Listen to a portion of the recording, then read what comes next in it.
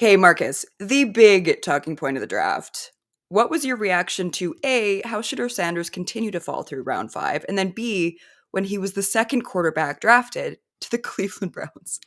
So this is a very complicated thing. I It's actually really so like Shad complicated. it I like Shador Sanders quite a bit. I thought he was clearly the second best quarterback in this class behind Cam Ward.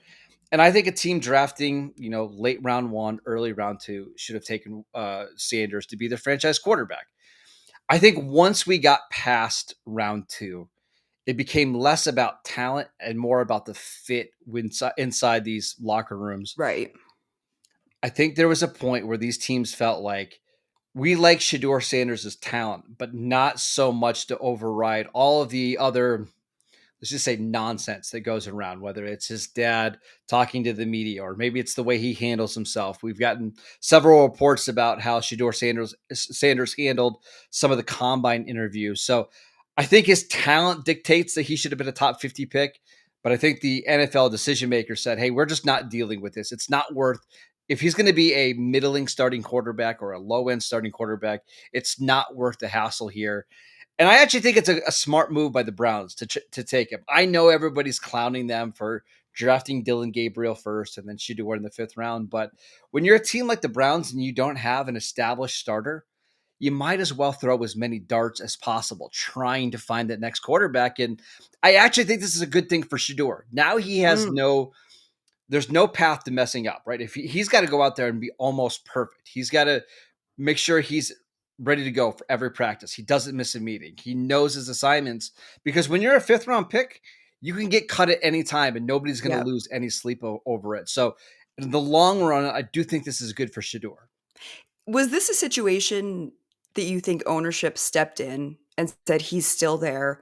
We have to take him, or is this the GM coach wanting this? Like, whose decision was this? Because it just felt really shocking because they had already gone QB in the third round. When It I think could a be lot of people were thinking they would go Shooter in the third round, and sure. then he fell to the fifth. Did ownership play a role in that? I thought Shador could have potentially went to the Browns with either of their second round picks. I think they were at pick 33, Yeah. 36. I thought that was a good landing spot as well. My assumption is that the ownership likely stepped in and said, hey, Hmm. we thought this guy was a top 50 talent. He's available in round five. Let's just take a shot. If it doesn't work, it doesn't work, but it's a worthwhile gamble. We should mention that Andrew Berry, the Browns GM, is one of the more analytical GMs that we have in the league right now. And a Yes. lot of the analytics suggest, hey, just take shots on quarterback, third, fourth, fifth round until you find that guy. It's okay to use that capital on guys in that range. We saw the Eagles do this in 2020 with Jalen Hurts. They didn't need a quarterback because they had Carson Wentz, and that's going to go down now as one of their best picks in franchise history. So if you don't Mm. have a quarterback, I fully embrace the idea of taking as many as you can in the middle rounds. Which players were some of the biggest steals to you in the draft this year?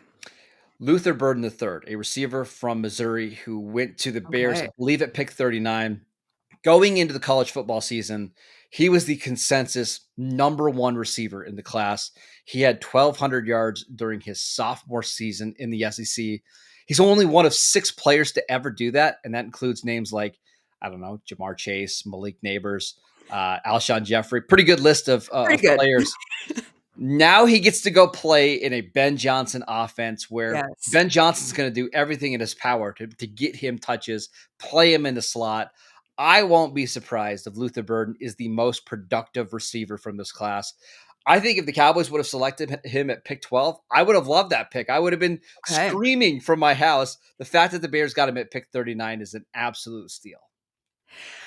Okay, and let's talk about teams then that you thought had a really good draft because the Bears were one that really stood out to me. I love Colson Loveland. I think a lot of people were hard on them about picking the wrong tight end. I think he's the perfect fit for that system. Like he gives Sam Laporta to me, which I think works really well opposite Cole Kmet. So the Bears were a standout to me. What other teams do you think had a really good draft this year? I love what the Jets did. At pick number Same. 7, there were some rumblings that maybe they could go with Tyler Warren, the tight end from Penn State, and I would have loved that as well. But Armand Membu, the right tackle from Missouri, I thought he was the best offensive lineman in this class. Yep. The Jets are still looking for that franchise quarterback. So, what's the best way to develop a young quarterback whenever you have one? Build up that offensive line. They have Olafashanu, who they took in the first round last Mhm. year. They've got Elijah Vera Tucker, another former first round pick. I think Membu can come right in and be 90% of Penei Sewell, who the Lions drafted at 7 overall. I think that was a fantastic pick. And then coming back in round 2, grabbing Mason Taylor, the tight end from LSU, who was getting some first round buzz. He's just a Yeah. really solid athlete who was pretty productive at LSU over the last couple of years. I think the combination of those two picks on the offensive side of the ball, where they desperately needed some more juice, I think those two guys give it to him. Mm. Were there any picks, or I guess like overall draft trends for that matter, that made you scratch your head this year? It was interesting to see so many of the receivers fall. I think a lot of people anticipated Okay. Matthew Golden, the receiver from Texas, potentially going inside the top 12, top 15 picks. We saw maybe some rumblings that he could be the first receiver off the board. He goes in the mid 20s. Luther Burns falls all the way to the pick 39. I would have thought with the wide receiver market exploding this offseason, not only for just the wide receiver ones, but the wide receiver twos, guys like T. Higgins and Jalen Waddle last year, that we would just see more of an emphasis on this position and teams Mm. grabbing these guys earlier and maybe ignoring offensive line or defensive line until later in the draft.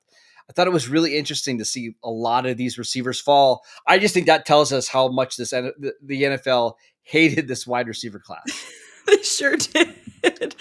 So, Marcus, last question. If we were to fast forward, let's say 3 years, which team do you think we'll be talking about as having found the star of the draft? Is it one of the top guys that we're talking about, the Travis Hunters, the Abdul Carters, the Cam Wards? Or could there be a star that we talk about in the later rounds? I mean, I think the easy answer here is Travis Hunter from Travis Hunter. Jacksonville, right? I mean, it was a bold move by James Gladstone, their young Yeah. GM, to go up and get him. But this is a player like we've never seen before. He's the highest drafted receiver since Calvin Johnson, or if you want to call him a corner, he's the highest drafted corner ever in the history of the NFL. I Wow. think the Jaguars desperately needed someone else on the offense to play with Brian Thomas Jr. And now you have maybe the most fun wide receiver duo in the league. I think more than anything, Jacksonville needs to find out if Trevor Lawrence is the guy, right? Is he the Mm. quarterback that's going to take us to the promised land? And now that you've got Brian Thomas and Travis Hunter, there's no more excuses. You've hired a offensive minded coach in Liam Cohen. It's time for this Jacksonville offense to get going. And I just won't be surprised 2-3 years from now, we're looking back at this draft and saying, oh, that's the pick that helped turn Trevor Lawrence's career around. And probably the corresponding question of why didn't every single other team try and give everything away to trade up for this one player? I'm sure teams did. But it was just that Yeah. Jacksonville picking at 5 had the best package to send to Cleveland. But frankly, I don't know if I would have traded back if I was Cleveland. It's just too elite of a player to move on Yeah. from.